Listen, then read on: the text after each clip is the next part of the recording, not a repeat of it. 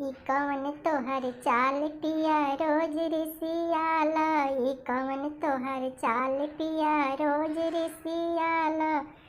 सुबह सुबह पिया खाना बनाई, सुबह सुबह पिया खाना बनाई। चटनिया के नाव पिया रोज रिसियाला, चटनिया के लेके पिया रोज रिसियाला। ई कवन तोहर चाल पिया रोज रिसियाला, ई कवन तोहर चाल पिया रोज रिसिया।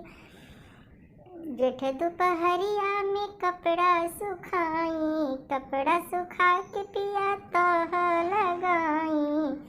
रुमलिया के लेके पिया रोज रिसियाला, रुमलिया के लेके पिया रोज रिसियाला। ई कवन तोहर चाल पिया रोज रिसियाला।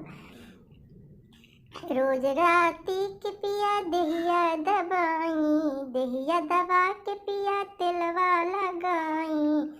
आ बाहर के बवाल लेके रोज रिसियाला, तू बाहर के बवाल लेके रोज रिसियाला। ई कवन तोहर चाल पिया रोज रिसिया।